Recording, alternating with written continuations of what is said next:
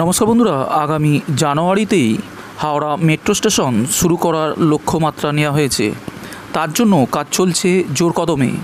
অনেকটাই প্রস্তুত হয়ে গিয়েছে এই স্টেশন তৈরির কাজ, তবে পুরোপুরি তৈরি হতে এখনও লাগবে বেশ কিছু সময়, জানিয়েছে কলকাতা মেট্রো কর্পোরেশন KMRCL এর project director NC কারমালি।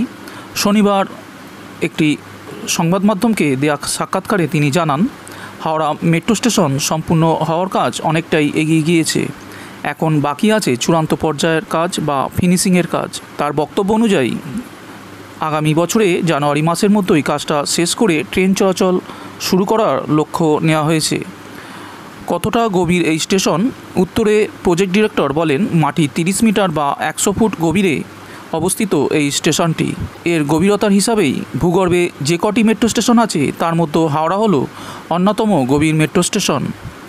Howrah Maidan থেকে শুরু হয়ে ফুলবাগান পর্যন্ত গোটা মেট্রো পথটাই যাবে মাটির তলা দিয়ে। ফুলবাগান থেকে সেক্টর 5 পর্যন্ত বাকি রাস্তা মেট্রো যাচ্ছে মাটির ওপর দিয়ে। হাওড়া স্টেশনে ওল্ড এবং নিউ কমপ্লেক্সের মাঝামাঝি তৈরি করা হয়েছে হাওড়া মেট্রো স্টেশনটি। স্টেশনের 4টি ধাপ। স্টেশনে ঢোকার পরেই আছে টিকিট কাউন্টার। এরপরেই ধাপটি হলো অপারেশনিং এলাকা, যেটি শুধুমাত্র মেট্রো কর্তৃপক্ষের জন্যই নির্দিষ্ট। এরপর আছে আরও একটি ধাপ এবং সর্বশেষ ধাপটি আছে প্ল্যাটফর্ম। ইস্ট ওয়েস্ট মেট্রো পরিষেবায় প্রতিটি স্টেশনেই আছে লিফট, আছে এসকেলেটর।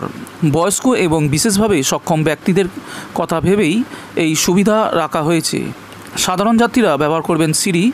প্রতিটি প্ল্যাটফর্মেই আছে স্ক্রিন ডোর, কোনোভাবেই যাতে রেল লাইনে কেউ পড়ে না যায় বা আত্মহত্যা করার চেষ্টা না করে সে কথা ভেবেই তৈরি করা হয়েছে এই স্ক্রিন ডোর, যা ট্রেন প্ল্যাটফর্মে ঢোকার পরেই খুলে যায় এবং ট্রেন ছাড়ার আগে বন্ধ হয়ে যায়।